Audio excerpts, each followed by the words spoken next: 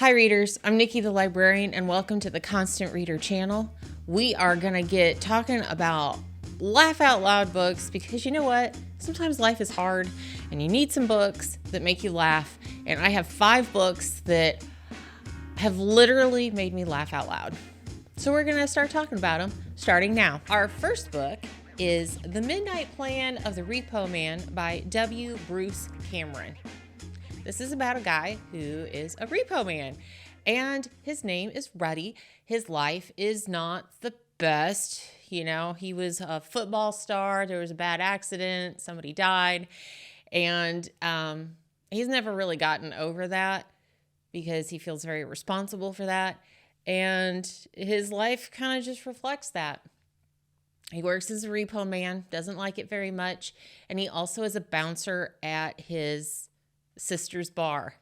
Now you might be saying to yourself, Nikki, how is this a funny book? This is not a funny book. Oh, but wait, it gets better. And I'm going to tell you, you're going to say, this is like the dumbest book I've ever heard of. But it's really good and it's really funny. And you have to trust me on this. I will not steer you wrong. I promise. So there's a guy, and I'm not giving away a spoiler because this happens in the prologue. There's a guy, his name's Alan, and he's been murdered. And when he, quote unquote, wakes up, he is in the head of this repo man. I know it doesn't make any sense. It's hilarious. It's one of those books that when I was reading it, I would just cackle, huge laughs. And people are looking at me like I'm a crazy person. It's a mystery. So he's trying to figure out who killed Alan. There's a little bit of a love story in there as well. And it's just good. It's by the guy that wrote A Dog's Life. It's not real heavy on a dog. There is a dog. Rudy has a dog. But this book, it's just funny. And you wouldn't think that, but I had it as my number one because this is the funniest book in the list. Like every other page, I'm laughing. Trust me. My next book is a memoir. And we are going to talk about memoirs here in a little while when it's Nonfiction November, because I love me some nonfiction. But this is a memoir. It's also kind of like a weird graphic novel, and it is Hyperbole and a Half by Allie Brosh. This book is funny and heartwarming and touching. It hits on all of the spots on what a memoir should do, where you feel closer to the author when you understand what her life is like and you're really pulling for her. And she's a funny writer. You may have seen her memes everywhere, which is like this weird stick figure person. And you can tell, I'm going to show you the graphic here. That's from this book. Guys, that's from this book. You would think that somebody that has such rudimentary drawings wouldn't be able to convey very much in it. Wrong. This book is great and the drawings add so much to her memoir.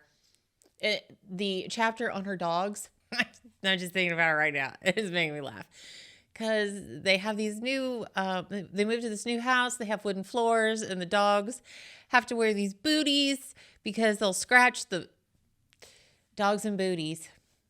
It's funny. You got to read that one.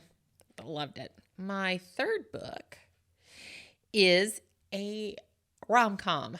It's The Rosie Project by Graeme Simsion. It's about a man named Don. Don has a very organized, analytical life. He works at a university and he's in genetics. He's a scientist and he decides that he is going to apply his scientific background to finding the perfect wife. Sometimes love just isn't like that. And Rosie comes into his life because she wants to find out who her real father is. Rosie is not like that. Rosie is not that analytical person per se. You know, she's a fleshed out human being, so she has lots of creative stuff to her. She's kind of just watching this whole process as Don is trying to find the perfect mate. And it's one of those where you're like, oh, they're just going to come in together.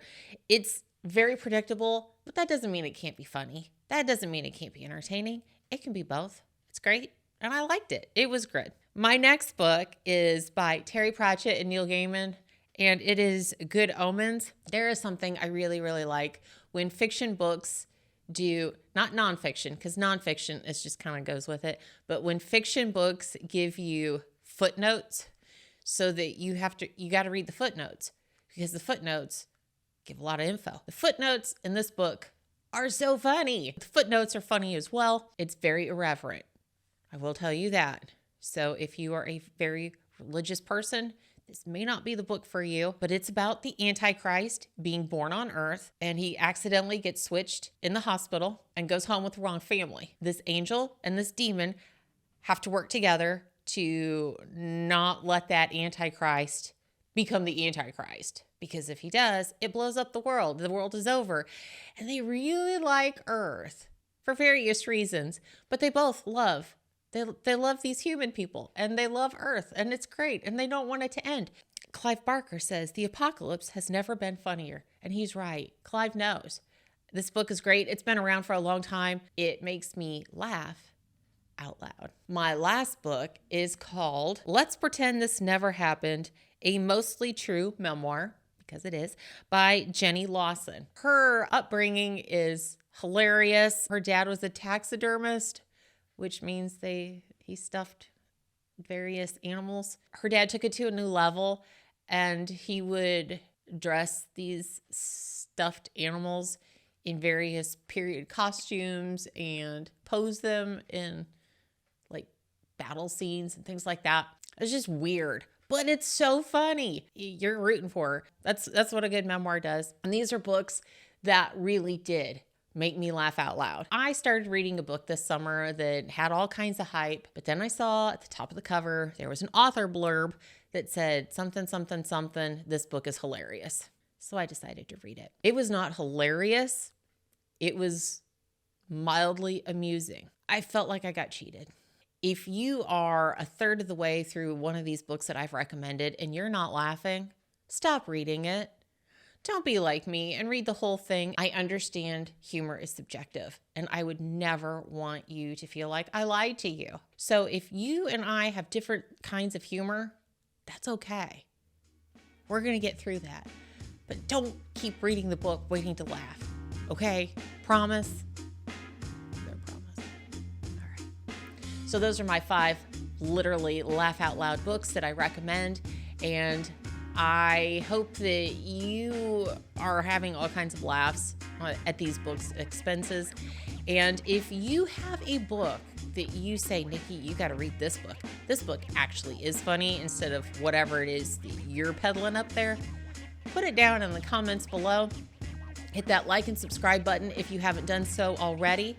If there's one of these books that you think that you would like to read, please get them at a local independent bookstore or your favorite public library.